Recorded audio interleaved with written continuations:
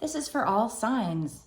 And as always, it doesn't matter when you see this message. This is a timeless message. So it doesn't matter if I made this reading a year ago. Whenever it showed up on your For You page is when you were meant to see it.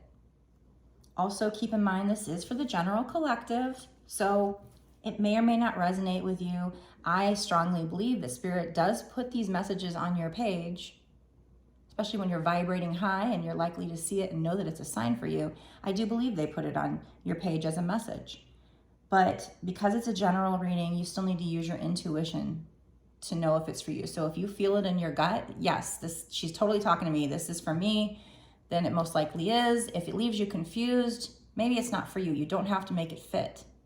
So, feel free to listen to it, get some great knowledge from Spirit, but use your good judgment and your intuition to know if it's for you and what to do about it.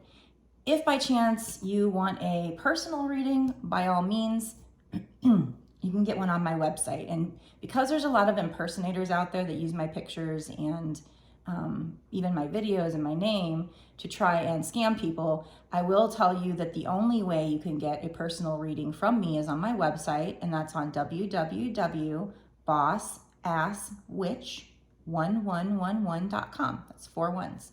I will not come to you in the comments asking you, if you want a reading. I will not hound you for a reading.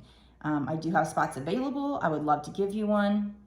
I get it turned around within a day or two, probably a day, where I make a video like this. I upload it as private to YouTube and I send you the link via email. Okay, so getting started,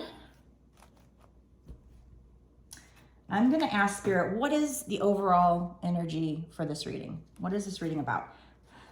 I'm gonna blow on the deck, give it a knock to get rid of any old energy from past readings. Spirit, what is this reading about? Oh, by the way, this might also be a multi-part reading, so this is part 1. That's too many cards. Let's try that again. If they were meant to pop out, please let them pop out. What is the overall energy? Is this money, love, career? What is this? What is the overall energy for this message?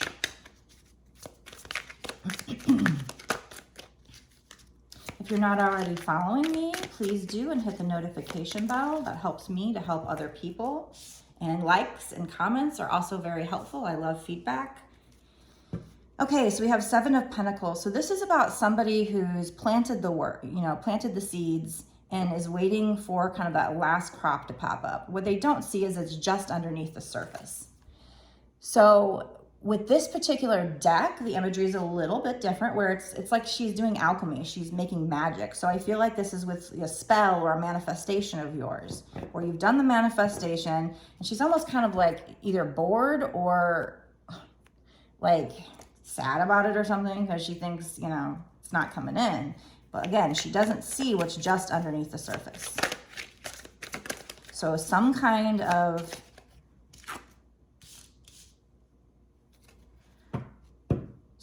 magic that you've done, you're just waiting for it to appear in the 3D after you've done your manifestation or your spell, but it's coming up, you just can't see it. So we have the moon. I just woke up, so my voice is a little scratchy, I do apologize, but had to get to work, no time to waste. So the moon here is something that's like hidden, partially hidden or hidden from you, and the path being revealed. This particular imagery, I don't know, this crab's like, it's kind of huge. He's kind of like coming in, almost like he's attacking. So I'm going to keep that in mind because it's slightly different than the imagery for the other moons. Spirit, can you clarify, is this for love or money? Can you clarify? Sometimes Spirit doesn't want to clarify. If they don't soon, I'll just assume that they want me to keep this general, or this could be about both, like love or money, multiple things. So we have the Chariot. So the Chariot is about moving forward, and there's no reins. Like, he's not controlling it with reins. He's controlling it with his magic. He's got his wand in his hand, and he's controlling it with his sheer willpower, his manifestation, his mind. But the Chariot is about moving forward. It is about getting success. So whatever this situation is, there are things that need to be revealed to you. Path will be illuminated. You're thinking it's not coming in, but it is. Okay, what is this? Love or money? Can you tell me? Okay, so this has to do, normally the death card is not a twin flame card, but this particular death card to me, I kind of feel like it is because of the man with the wings and they're kind of on fire and I don't know, just fiery and passionate. So this is a slightly different imagery. Normally the death card means transition, so it does mean that in this case, but I think it's transition when it comes to either your twin flame or your twin flame role. Nine of Wands is the, I think that's the Wounded Warrior card. Yeah. And I know my imagery in my regular deck more than I know this deck. This is a newer deck, but so that's about like, you might feel like you've been through battle and you might feel like you just can't do it anymore, but the spirits are saying, hang in there. You're at the end of a cycle. 9 is almost the end of a cycle. 10 is the end. 1 is the beginning of a new cycle. So you're almost at the end of a cycle. Hang in there, keep pushing forward. And in this particular card, I feel like he's kind of a leader. So maybe something there about being like a leader. He's like leading these other people through the darkness.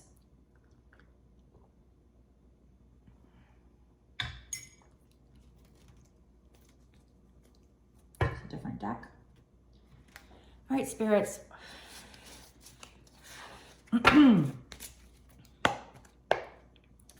Okay.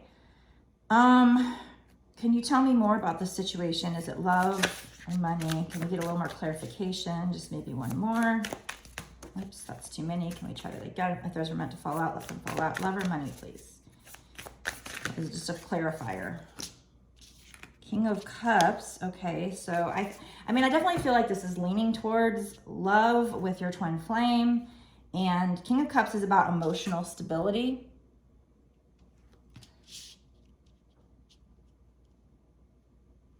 And I feel like in this particular imagery, his heart chakra is just open and beaming.